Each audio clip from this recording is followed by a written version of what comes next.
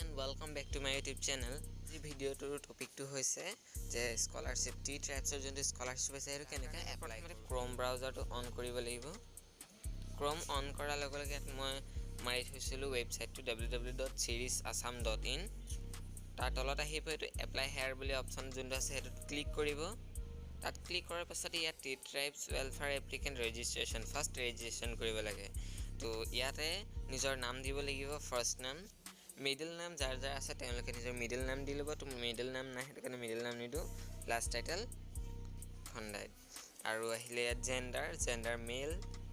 email address jar jar email address ase ji hokale email banaise email to compulsory hobo email to nije nije proteke banai di dibo to yato moi dilon তাৰপিছতে mobile number দিব যোনটো mobile number use কৰিব হেতু mobile number OTP যাব তো জুনে যোনটো mobile use কৰিব পৰাপক্ষত লগত থাটো দৰকাৰী তো ইয়াত ফোন নম্বৰ দি লব তাৰপিছতে আকৌ ইয়াত ৰিএন্টাৰ মাৰিব এটো ওটিপি টো তাৰপা ইয়াত নিজৰ ইচ্ছা অনুযায়ী যিকোনো এটা পাসওয়াৰ্ড দিব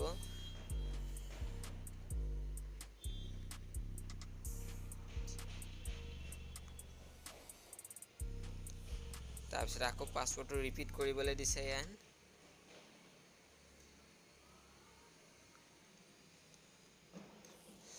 এনেকা কৰি লব তাৰপা ইয়াত যোনটো ফোন নম্বৰ দিব ইয়াত গেট ওটিপি বুলি যোনটো অপচন আছে হেতু ক্লিক কৰিব গেট ওটিপি বুলি ওটিপি টো অপচনটো ক্লিক কৰাৰ পাছতে ইয়াত আপোনাৰ এটা ওটিপি আহিব যোনটো আপুনি কপি কৰি ইয়াত পেষ্ট কৰি দিব তাৰপা ৰেজিষ্টাৰ অপচনত ক্লিক কৰি দিব তেতিয়া আপোনাৰ টি ট্ৰাইবছৰ যোনটো ইয়াত আপোনাৰ নামত ৰেজিষ্টাৰ হ'ব ঠিক আছে তাৰ পাছতে ইয়াতে আপোনাৰ মই এটো ৰেজিষ্টাৰ আজি 3 সপ্তাহ আগতে কৰি থোৱা আছিল তো হেতু কাৰণে মই ইয়াত ৰেজিষ্টাৰ কৰি মোৰ ওটিপি অহা প্ৰসেছটো লৈকে দেখুৱা নাই যিমানখিনি কৰিব লাগে ফাৰ্স্ট ৰেজিষ্টাৰ প্ৰসেছটো মই এখিনি দেখুৱাই দিছো তাৰপা ৰেজিষ্টাৰ হোৱাৰ পাছত যদি আপোনালোকে হেতু সময়ত কৰিব পৰা নাই বাকিখিনি অনলাইন অলপ কিবা প্ৰবলেম হল কৰবাত যাব লগিয়া হল তো সেই ক্ষেত্ৰত তেনেকা পাছ কৰি যাব লগিয়া হেখিনি বিচাৰিবলৈ আকৌ এপ্লাই হেয়াৰত গলে আপোনাৰ একেখিনি আহিব এছক তো ৰেজিষ্টাৰ হোৱাৰ পাছতে অলপ খেলিমেলি লাগিব পাৰে যে কোড গল কি কথা তেনেকা চিন্তা কৰিব লাগে একো নাই ওপৰত যোনটো 3 লাইন আছে এটো সিৰিজতে হেতু ক্লিক কৰিব তাপা এপ্লিকেন্ট লগইনত ক্লিক কৰিব এপ্লিকেন্ট লগইনত ক্লিক কৰিব আৰু ইয়াত আপোনাৰ যোনটো পাসওয়াৰ্ড দিয়া আছিল লগইন আইডি দিয়া আছিল মোবাইল নাম্বাৰ আছিল হেতুত ক্লিক কৰিব আৰু পাসওয়াৰ্ড তো লগইন আইডি বুলি যোনটো আছে মোবাইল নাম্বাৰ আগত সম্ভৱ বি লাগিবলৈও আছে বা যিকোনো বেলেগ লাগিব আছে তো মোৰ মোবাইল নাম্বাৰ আগত বি বুলি দিব লাগিব আৰু পাসওয়াৰ্ডটো ইয়াত মই টাইপ কৰিলো তাপা লগইন তো আপোনালোকে ৰেজিষ্টাৰ কৰাৰ পাছতে কোনটো স্কিম এপ্লাই কৰিব বিচাৰিছে post matric pre matric scholarship হেখিনিও আহিব আপুনি তাতে ক্লিক কৰি লব ভাল ধৰণে তো ইয়াত মোৰ হৈ আছে ইয়াত আকৌ আহিছে পোষ্ট এছক ইয়াত দিয়া আছে তলত post matric scholarship pursuing ages and graduation তো ইয়াতে মই গ্ৰেজুৱেচন লেভেলত এটা কোৰ্স কৰি আছো তো হেতু কাৰণে মই হেতু পোষ্ট মেট্ৰিক স্কলাৰশিপটো ক্লিক কৰিলো তাৰ পাছতে ইয়াত মোৰ নামখিনি ভৰাই যাও ক্যান্ডিডেট নেম দি লব ডেট অফ বাৰ্থ দিব ইয়াত ডেট দিয়া আছে মন্থ ইয়াৰ দি লব জেন্ডাৰ দি লব নিজৰ জেন্ডাৰ মেল ফিমেল তাৰছত আধাৰ কাৰ্ড নম্বৰ আছে আধাৰ কাৰ্ড দিব তাৰছতে ফাদাৰ্স নেম দিব তাৰপিছতে আছে ডিস্ট্ৰিক্ট নিজৰ যোনটো জিল্লা হেতু ইয়াত সিলেক্ট কৰি দিব ইয়াত অপচন আছে এনেকা সাইডত তো ইয়াতে গোলাঘাট সিলেক্ট কৰিলো তাৰছত আছে এসেম্বলি কনস্টিটিউটেন্সি তো এটো হৈ গল আপোনাৰ মানে বিধানসভা লোকেল তাৰছত আছে সাব ডিভিজন সাব ডিভিজন দি লব তাৰপা জিপি হৈ গল আপোনালোকৰ গাঁও পঞ্চায়তটো দিব টি গাৰ্ডেন কোনটো হয় দি দিব এতে বহুতখিনি আছে নিজৰ যোনটো টি গাৰ্ডেন পৰেল দি দিব তো আমাৰ এটা ৰঙাগড়া টি পৰে তাৰপিছতে আছে ভিলেজ দি লব এড্ৰেছ আছে ল্যান্ডমাৰ্ক তো ল্যান্ডমাৰ্ক হিচাপে মই স্কুল বুলিয়ে দিছো তাৰছতে পোষ্ট অফিস আছে পোষ্ট অফিস দি লব পিন কোড দিব ফোন নম্বৰ দিব ফোন নম্বৰটো আপুনি প্ৰথমতে কৰোতে থাকি যায় তো তাৰ কাৰণে ফোন নম্বৰ দিব নালাগে অটোমেটিক শো হ'ব তাৰপা আহিব নেম অফ এক্সাম কোনটো এক্সাম দিছিলে তো লাষ্ট এক্সামৰ ডিটেইলছ দিলে হ'ল বা গুটেখিনি ডিটেইলছ দিব পাৰে তো মই ইয়াত মেট্ৰিকৰ পৰা ধৰি যিমানলৈকে পঢ়ি আছো গুটেখিনি দিছে ইয়াত মেট্ৰিকৰ দিছো ইয়াত আছে নেম অফ এক্সাম নিজৰ চেৰি নাম দিব যোনটো এক্সাম দিছিলে সেইটো বোৰ্ড আৰু ইউনিভাৰ্চিটি কোনটো বোৰ্ডৰ পৰা দিছিলে বা ইউনিভাৰ্চিটিৰ পৰা দিছিলে সেইটো দিব প্লাছ আছে ইয়াত ইয়েৰ অফ পাছিং কোনটো চনত পাছ কৰিছিলে ডিভিজন ফাৰ্ষ্ট ছেকেণ্ড থাৰ্ড দি দিব পাৰ্চেণ্টেজ দিব তাৰপিছতে আহিছে ইয়াত এইজেছ এক্সামিনেশ্যন সৰি নেম অফ এক্সাম ইয়াত নেম অফ এক্সাম আকৌ ছেকেণ্ডত কোনটো পাছ কৰিছিলে তো যোনবিলাকে ইয়াত এইজেছ আছে এইজেছ দিব লাগিব ইয়াতে যোনটো আছে নেম অফ এক্সামত এইজেছ দিছোঁ হাই ছেকেণ্ডেৰী কাৰণ এইচএছএলচিৰ পিছত হায়াৰ ছেকেণ্ডেৰী আহে তাৰপৰা বৰ্ডৰ নাম দিছোঁ তাৰপিছতে বৰ্ডৰ নাম দিছোঁ AHSEC অৰ্থাৎ Assam higher secondary education council তাৰপৰা আহিছে ইয়েৰ অফ পাছিং কোনটো চনত পাছ কৰিছিলে দিব তাৰপিছত ডিভিজন দিব ফাৰ্ষ্ট ছেকেণ্ড থাৰ্ড পাৰ্চেণ্টেজ ভৰাই দিব নেম অফ এক্সাম কোনটো এক্সাম পাছ কৰিছিলে ইয়াত নেক্সট আহি গ'ল যদি হাই ছেকেণ্ডেৰীলৈকে লাষ্ট আছে হাই ছেকেণ্ডেৰী দিব আকৌ দিবলৈ দৰকাৰ নাই যদি যোনবিলাকে BA লেভেলত পঢ়িছে তেন্তে তেওঁলোকে এইখিনি ভৰাব পাৰে BA ফাৰ্ষ্ট ছেমিষ্টাৰ কোনটো university Dibrugarh university Guwahati university সেইবিলাক দি দিব পাৰিব কোনটো চনত পাছ কৰিছিলে ফাৰ্ষ্ট ছেমিষ্টাৰ তেনেকুৱা আৰু কোনটো ডিভিজন পাছ কৰিছিলে আৰু আমাৰ BA লেভেলৰ ছেমিষ্টাৰ চিষ্টেমটো বেলেগ কাৰণ এইটো চইচ বেছ ক্ৰেডিট চিষ্টেম অৰ্থাৎ CBCS হয় তো তাত 70%ৰ পৰা A গ্ৰেড ধৰা হয় অৰ্থাৎ 70 এবভ হ'ব লাগে কাৰণ 60 পৰা 70 B প্লাছলৈকে হয় আৰু 70 পৰা 80 লৈকে A হয় 80 পৰা 90 A প্লাছ আৰু 90 এভাৰেজ হ'লে A plus outstanding O grade তো সেই হিচাপে পাৰ্চেণ্টেজটো চাই কোনো কনফিউজ নোহোৱাকৈ ইয়াত ভৰাই ল'ব পাৰিব ইয়াত ফাৰ্ষ্ট ছেমিষ্টাৰ কোনটো ইউনিভাৰ্চিটি দিব পাছ হেৰি দিব পাছিং ইয়েৰটো দিব ডিভিজন সেই অনুপাতে দিব ইয়াত দিয়া আছে মোৰ ফাৰ্ষ্ট ছেমিষ্টাৰত আছিলে 7.36 অৰ্থাৎ 7 পইণ্টৰ পৰা ওপৰত আছে সেইটো কাৰণে মই ইয়াত ফাৰ্ষ্ট ডিভিজন দিছোঁ ছেকেণ্ড ছেমিষ্টাৰত ডিব্ৰুগড় ইউনিভাৰ্চিটি আকৌ কোনটো চনত পাছ কৰিছিলে এইটো 2020 চনত পাছ কৰিছিলে সেইটো কাৰণে ইয়াত দিছোঁ 2021 চন ডিভিজন ফাৰ্ষ্ট কাৰণ ইয়াত পাৰ্চেণ্টেজ আছিলে মোৰ 8.80 নেক্সট এক্সাম এটা বৰ্তমান মই 5th ছেমত পঢ়ি আছোঁ কিন্তু থাৰ্ড আৰু ফ'ৰ্থ কি হ'ল বুলি আপোনালোকে ভাবিব পাৰে তো মই ইয়াতে জনাই দিওঁ যে আমাৰ থাৰ্ড ছেমিষ্টাৰ কেইদিন আগতে এক্সাম হৈ গৈছে কিন্তু এক্সামৰ ৰিজাল্ট দিয়া নাই তো ফ'ৰ্থ ছেমৰ কোনো ধৰণৰ এক্সাম হোৱা নাই ফ'ৰ্থ ছেমৰ একো এক্সাম হোৱা নাই সেইটো কাৰণে ফ'ৰ্থ ছেমৰ কোনো ডকুমেণ্ট নাই আৰু এতিয়া আমি বৰ্তমান 5th ছেমত পঢ়ি আছোঁ আৰু ইয়াত দিয়া আছে যে name of course currently being pursued তো ইয়াত দিয়া আছে আমি এটা যোনটো এটা কাৰেণ্টলি মানে যোনটো এতিয়া বৰ্তমান পঢ়ি আছোঁ তো সেইটো দিয়া আছে BA দিছোঁ তাৰপৰা ইয়াৰ ছেমিষ্টাৰ কোনটো ছেমিষ্টাৰত আমি 5th ছেমিষ্টাৰ বুলি দিছোঁ তাৰপৰা amount of annual course fees ইয়াত এডমিশ্যন আৰু fees receive to be upload মানে এইটো আপলোড কৰিবই লাগিব কিমান টকাৰ দি এডমিশ্যন কৰা হৈছিলে তো আমাৰ এটাত তো আমাৰ লৈছিলে এটাত 450 টকা এটাত 150 টকা টোটেল মিলাই হ'ল 600 টকা হিচাপে মই লিখি দিছোঁ নেক্সট আছে name and address of the last institution weather studying যোনটো কলেজত মানে পঢ়া হৈছিলে তো সেইখন কলেজৰ নাম দিব লাগিব তো মই দিছোঁ ৰঙাগড়া জুনিয়ৰ কলেজ বুলি দিলোঁ কাৰণ মই লাষ্ট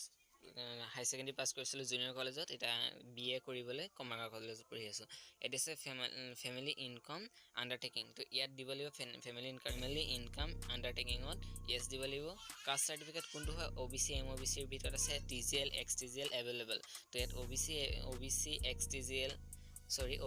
MOBC TGL XTGL যোনটো ইয়াৰ ভিতৰত কোনোবা এটা হয় যদি য়েছ দিব লাগিব আৰু লাষ্টত আছে whether received financial assistance under this scheme during the last year তো ইয়াৰ আগৰ লাষ্ট ইয়েৰত কিবা মানে টকা পাইছিলে নেকি এই স্কিমটোৰ দ্বাৰা যদি পাইছে য়েছ দিব নাই পোৱা যদি নো দিব তো এইখিনি দিয়াৰ পাছতে প্ৰচিড টু নেক্সট ষ্টেপত ক্লিক কৰিব ইয়াত আহিছে এতিয়া আমি নেক্সট ষ্টেপ ক্লিক কৰাৰ পাছতে আহিছে ফ্ৰম ডিটেইলছ ছাবমিটেড ছাকচেছফুলি ইয়াত মাৰো এটা অ'কে কৰাৰ পাছতে আহিছে ষ্টেপ 3 য'ত আপলোড ডকুমেণ্ট আপলোড কৰিব লাগে তো ইয়াত দিয়া আছে download undertaking and annual income form এইটো ক্লিক কৰি এইটো ডাউনলোড কৰি ল'ব এইটো দেখুৱাইছোঁ অ'পেন কৰি এই বস্তুটো ফিল আপ কৰি ডকুমেণ্টত আপলোড কৰিব লাগে ঠিক আছে তো ইয়াত দি আছে ইয়াত নিজৰ নামটো দিব ফাদাৰ মাদাৰ গাৰ্জেনছ ফাদাৰ দেউতাকৰ নাম দিব পাৰে মাকৰ নাম দিব পাৰে বা নিজৰ গাৰ্জেন হিচাপে যোন আছে তেওঁৰ নাম দিব লাগিব অফ ভিলেজ আছে ভিলেজ বা টি গাৰ্ডেনৰ নিজৰ নাম দিব পোষ্ট অফিচ দিব সাব ডিভিজন নিজৰ সাব ডিভিজনটো দিব তাৰপিছত আছে ডিষ্ট্ৰিক্ট দি ল'ব তাৰপৰা ইয়াতে দিয়া আছে যোনটো বিলো আৰু এভবৰ মাজত যোনটো বক্স দিয়া আছে অৰ্থাৎ ইয়াত দিয়া আছে তো ইয়াত বক্স কেইটাৰ অৰ্থ হৈছে ইয়াত যোনটো 5 লাখ দিয়া আছে তো 5 লাখৰ বিলো মানে তলত এভব ওপৰত তো ইয়াত 5 লাখতকৈ তলত হ'ব নে ওপৰত হ'ব তো ইয়াত কাৰণ 5 লাখতকৈ যাৰ ফেমিলি ইনকাম তলত হয় তেন্তে বিল'টোত ক্লিক কৰিব আৰু ইয়াত তলত যোনটো দিয়া আছে signature of father mother and guardian তো ইয়াত দেউতাৰ মা আৰু গাৰ্জেনৰ কোনোবা এজনৰ চাইন লাগিব মানে যোনজনৰ ওপৰত নাম থাকিব তেওঁৰ চিগনেচাৰ কৰিবলৈ আৰু ডেটটো দিব এইখিনি দিয়াৰ পাছতে ফৰ্মেটটো ফিল আপ কৰি ডকুমেণ্টত আপলোড কৰিব লাগিব তো এতিয়া আকৌ বেক কৰি ইয়াত ডকুমেণ্ট আপলোড প্ৰক্ৰিয়াটো আৰম্ভ কৰোঁ তো ইয়াত দিয়া আছে ফাৰ্ষ্টত দিয়া আছে passport size photo maximum 50 KB JPG বা JPEG ফৰ্মেটত দিব লাগিব তো ইয়াত দিয়া আছে চুজ ফাইল নং ফাইল চুজেন তো ইয়াৰ ওপৰতো মই এটা ভিডিঅ' বনাই থৈছিলোঁ যে ফটো কেনেকুৱা ধৰণৰ কেবিত কনভাৰ্ট কৰিব পাৰি মোৰ সেইটো ভিডিঅ'টো আপোনালোকে চেক কৰি চাই ল'ব পাৰে তো ইয়াতে মই ফটোখিনি আপলোড কৰি লওঁ ডকুমেণ্টখিনি আপলোড কৰি লওঁ তো আপোনালোকে সেই ভিডিঅ'টো চাই ল'ব কেনেকুৱা ফটো ৰিডিউচ কৰিব পাৰি কেবিলে যোনটো দিছে passport size photo 50 KB choose ফাইলটোত ক্লিক কৰোঁ ক্লিক কৰাৰ পাছতে ফাইলত ক্লিক কৰোঁ তাৰপিছতে ইয়াতে চাওক ইমেজ দিয়া আছে ইয়াত 3 নম্বৰটো যোনটো দিয়া আছে 5:33 PM ইয়াত দিয়া আছে 762 KB ঠিক আছে তো ইয়াত কিউ ৰিডিউচ এপছৰ দ্বাৰা মই ইয়াত যোনটো কেবিত কনভাৰ্ট কৰিছিলোঁ 50 KBৰ ভিতৰত দিব লাগে 50 KB দিয়াৰ পাছতে আছে 48.64 KB তো 762 KBৰ পৰা ৰিডিউচ হৈ ফটোটো ইমানটোলৈ আহিছে তো যোনটো ফাইল হ'ল সেইটো ক্লিক কৰিম আমি তো ক্লিক কৰাৰ পাছতে ইয়াত দিম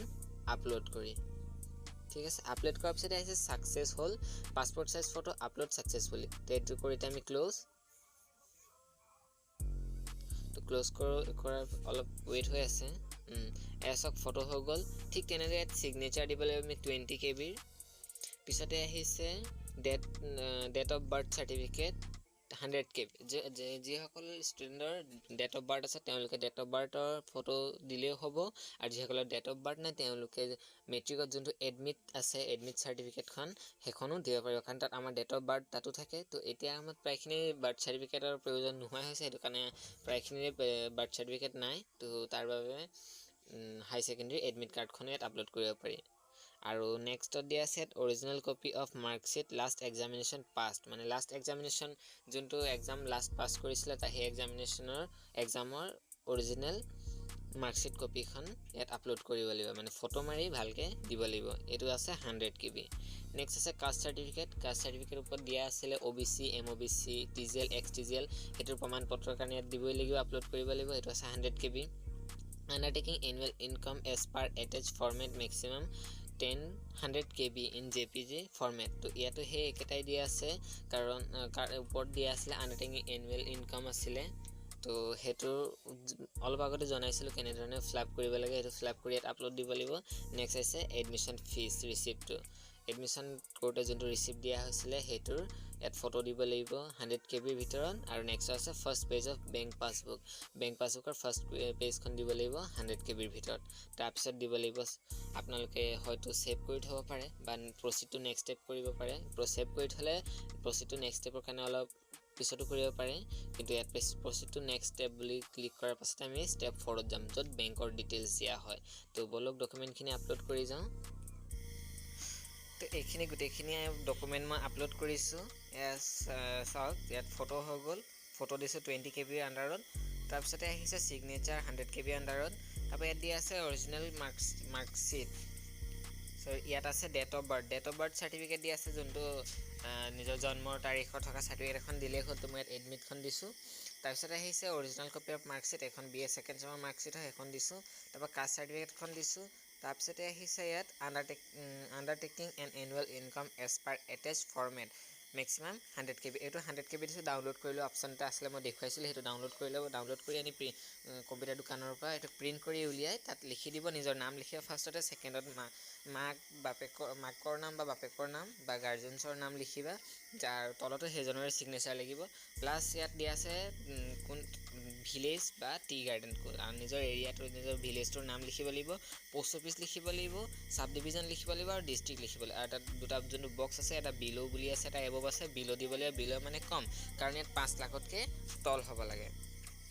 তাৰপিছতে তলত দিয়া আছে এডমিশ্যন ফিজ ৰিচিপ্ট কোৰ্ছ। ইয়াত আমাৰ লৈছিলে টোটেল 600 টকা। এটা ৰিচিপ্টত কাটিছিলে 450 টকা, এটাত কাটিছিলে 150 টকা। সেইটো কাৰণে দুটাই মই একেলগতে মিলাই কৰি ফটো মই ইয়াত আপলোড কৰিছোঁ, যাতে যোনজনে ওপৰ মানে ৱেলফেয়াৰ অফিচত যদি কোনোবা চেক কৰে অনলাইনত বা হেৰিত, তেতিয়া যাতে কোনো ধৰণৰ কনফিউজ নহওক যে কিমান লৈছিলে, সঠিকটো ওলাই আহিবৰ কাৰণে মই দুটা একেলগতে ফটো মাৰি আপলোড কৰিছোঁ। তাৰপৰা ছেকেণ্ডত আকৌ দিয়া আছে ইয়াত first page of bank passbook maximum 100 KB। তো এইটো বেংক পাছবুকৰ ফাৰ্ষ্ট কপিখন দিব লাগিব, য'ত একাউণ্ট নম্বৰ সৈতে আছে। তাত একাউণ্ট নম্বৰ সৈতে থকাখন দিছোঁ মই। ইয়াত পাছবুকখন 100 KB দিছোঁ। এতিয়া ইয়াত প্ৰচিড টু নেক্সট ষ্টেপ, অৰ্থাৎ ইয়াত 4 নম্বৰ ষ্টেপত আমি আগবাঢ়িম। এইটো ক্লিক কৰিলে proceed to next step click কৰিছে। ইয়াত ডকুমেণ্ট ছাবমিটেড ছাকচেছফুলি হ'ল। অ'কে, এতিয়া আহিছে ষ্টেপ 4, অৰ্থাৎ বেংক ডিটেইলছৰ বিষয়ে দিব লাগে। তাত প্ৰথমে দিছে একাউণ্ট নম্বৰ, বেংক নাম, ব্ৰাঞ্চ নেম আৰু IFC কোড। তো ইয়াত বেংক একাউণ্ট নম্বৰ অৰ্থাৎ যোনটো পাছবুকৰ একাউণ্ট নম্বৰ আছে, সকলোৱে বুজিয়ে পাইছে একাউণ্ট নম্বৰ মানে কি বুলি কয়, সেইটো দিব লাগিব। আৰু একাউণ্ট নম্বৰ থকা যোনখন পাছবুক আছে, কোনখন বেংকৰ সেই বেংকৰ নাম দিব লাগিব। ব্ৰাঞ্চ নেম, বেংকখনৰ ব্ৰাঞ্চৰ নাম থাকে সেই নামটো দিব লাগিব, আৰু IFC কোড নম্বৰ দিব লাগিব। আৰু সকলোকে জনাই দিওঁ যে যদি পাঞ্জাৱ নেশ্যনেল বেংকৰ দিয়া হয়, য'ত ইউনাইটেড বেংক অফ ইণ্ডিয়া আছিলে, এতিয়া বৰ্তমান পাঞ্জাৱ নেশ্যনেল বেংক কৰিলে আৰু তাৰ IFC কোড সলনি কৰিলে। তো তাৰ IFC কোড নাম্বাৰটো মই ডেছক্ৰিপশ্যনত দি দিম। যদি যিসকলে পাঞ্জাৱ নেশ্যনেল বেংকৰ দিয়ে, সেইসকলে সেই মোৰ ডেছক্ৰিপশ্যনৰ পৰা চাই ল'ব যে IFC কোড নাম্বাৰটো কি হয়, সেইটো লিখি ল'ব। তাৰপিছতে প্ৰচিড টু নেক্সট ষ্টেপত ক্লিক কৰিব। তো ব'লক এতিয়া আমি বাকীখিনি প্ৰচেছটো আৰম্ভ কৰোঁ, ক'ত কি দিব লাগিব। ইয়াতে গোটেইখিনি মই account number, bank name, branch name আৰু IFC কোড নম্বৰ গোটেইখিনি দিলোঁ। তাৰপিছতে ছেভ টু বেংক ডিটেইলছ দি থ'ব পাৰে, বা দি থ'লে মানে পটককৈ কাট খালে কোনো ধৰণৰ প্ৰব্লেম নহ'বলৈ সুবিধা হ'ব। তো সেইটো ছেভ বেংক ডিটেইলছত ক্লিক কৰিম। সেইটো হৈ গ'ল বেংক ডিটেইলছ ছেভ ছাকচেছফুলি হ'ল। এতিয়া দিওঁ অ'কে কৰাৰ পিছত প্ৰচিড টু নেক্সট ষ্টেপ। এইটো বেংক ডিটেইলছ ছাবমিট কৰিব। অ'কে কৰাৰ পিছত আহিব 5 নম্বৰ ষ্টেপ। তো এতিয়া 5 নম্বৰ ষ্টেপটোত ছাবমিটেড এপ্লিকেশ্যন বুলি আছে। ইয়াত first name, middle name, last name গোটেইখিনি ভালদৰে চাই ল'ব যে ক'ৰবাত থাকি গৈছে নেকি কিবা। যদি থাকি গৈছে তেন্তে ইয়াত আৰু এটা অপশ্যন ইয়াত দিয়া আছে তলত, এইখিনি চাওক। মোৰ photo, signature, admit, caste certificate, আকৌ আছে এইটো যোনখন ইনকামৰ কাৰণে দিছিলে সেইখন, তাৰপৰা এইখন আহিছে আকৌ মাৰ্কশ্বিট, তাৰ তলত আহিছে এডমিশ্যন ৰিচিপ্ট, বেংক পাছবুক। তো ইয়াতে যদি কিবা মডিফাই কৰিবলগীয়া আছে, তো মডিফাই ষ্টেপ 2 দিয়া আছে, মডিফাই ষ্টেপ 3 আৰু মডিফাই ষ্টেপ 4। তো এইখিনিত ক্লিক কৰি কিবা মডিফাই কৰিবলগীয়া থাকিলে মডিফাই কৰি ল'ব, আৰু যদি কৰিব নালাগে দেন ছাবমিট এপ্লিকেশ্যনত ক্লিক কৰিব। তাৰপৰা ইয়াত লেখা আছে are you sure you will not be able to modify application from later. ঠিকেই আছে, তো সেইটো কাৰণে অ'কে কৰি দিছোঁ। এতিয়া যোনটো আহিছে এইটো ইয়াত দিছে প্ৰিণ্ট একনলেজমেণ্ট শ্লিপ। সেইটোত ক্লিক কৰিব। ক্লিক কৰাৰ পিছত এইটো আহি গৈছে মেইন যোনখন পেজ আছে, এইখন পেজ ৱেলফেয়াৰ অফিচত জমা দিব লাগে। তো এইখন গৈ কম্পিউটাৰ দোকানৰ পৰা প্ৰিণ্ট কৰাই আনিব, আৰু প্ৰিণ্ট কৰাই আনি পৰাপক্ষত 31 তাৰিখৰ আগে এইখন জমা দি থৈ আহিব। তো মোৰ ইয়াত ওলাইছে ছেভ PDF, ইয়াত ছেভ কৰি দিওঁ PDFত। ফাইলত গ'ল, তো ছেভ অপশ্যনত ক্লিক কৰিলোঁ। এতিয়া প্ৰিণ্ট কৰিবলৈ হ'লে মই কম্পিউটাৰ দোকানলৈ গৈ এখন PDFখন দি ওলাব পাৰিম, বা মোবাইলৰ সৈতে কানেক্ট কৰি ওলাই ল'ব পাৰিম। তো আশা কৰোঁ আজি ভিডিঅ'টো ভাল লাগিলে তেন্তে প্লিজ লাইক, শ্বেয়াৰ, ছাবস্ক্ৰাইব কৰোঁ, আৰু ভিডিঅ' যিমান পাৰিব শ্বেয়াৰ কৰিব। যিসকল প্ৰায়খিনি ষ্টুডেণ্ট এতিয়াও বৰ্তমান নাজানে স্কলাৰশ্বিপটোৰ ওপৰত লৈ, কাৰণ মই আজি 3জন ষ্টুডেণ্টক কৰি দিছোঁ। তো সেইটো কাৰণে আপোনালোকক অনুৰোধ জনাইছোঁ যে প্লিজ যিমান পাৰিব ভিডিঅ'টো শ্বেয়াৰ কৰিব, বাকীসকল ষ্টুডেণ্টে যাতে এখন ছাত্ৰবৃত্তিৰ পৰা আঁতৰি নাযায়। তো ভিডিঅ'টো আজিলৈ ইমানেই, চোৱাৰ বাবে ধন্যবাদ।